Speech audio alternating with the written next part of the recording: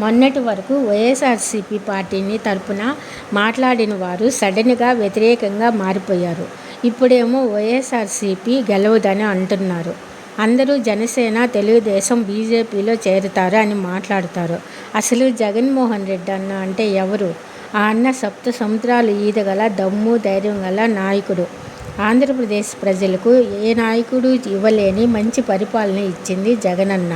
అలాంటి జగనన్నను ప్రజలు వదులుకుంటారా? వదులుకోరు. 2024 ఎన్నికల్లో గెలిచినదే జగనన్న. కూటమి చేసిన మోసం, దగాలో జగనన్నను ఓడించి చిత్రీకరించినట్లుగా చేసి ఓడిపోయాడని చెప్పి కూటమి ప్రభుత్వం పరిపాలనలోకి వచ్చింది మోసం చేసి.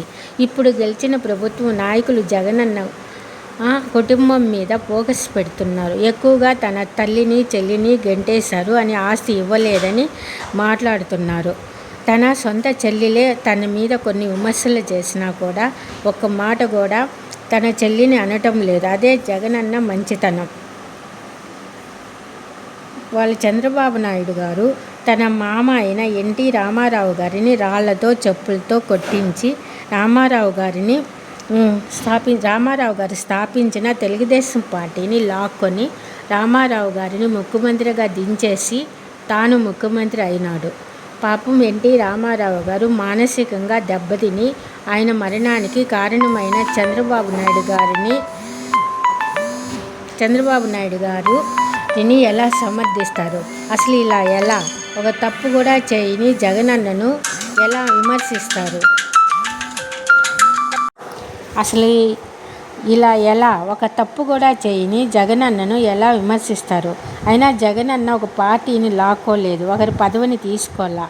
జగనన్న సొంతగా పార్టీ పెట్టి నిలబడి దర్జాగా గెలిచి ముఖ్యమంత్రి అయినాడు. ప్రజలకు చెప్పినవన్నీ చేశాడు. కూటమి కోవట్టులు జగనన్నను తన ఫ్యామిలీ అనరాని మాటలు అంటున్నా జగనన్న వాళ్ళని ఏమీ అనటం లేదు. అన్నీ కూడా ఆంధ్ర ప్రజలు గమనిస్తున్నారు.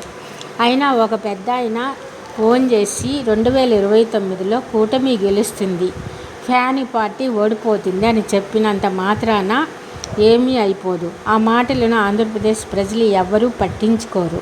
అయినా జగనన్న మీద ఉన్న అభిమానం, ఆదరణ ప్రజల్లో ఎప్పటికీ చెక్కు చెదరదు. జగనన్న ఫోటో పట్టుకొని ప్రక్క రాష్ట్రాల్లో ముఖ్యమంత్రి అవుతున్నారు అంటే జగనన్నకున్న అభిమానం ఎలాంటిదో అర్థం చేసుకోవచ్చు.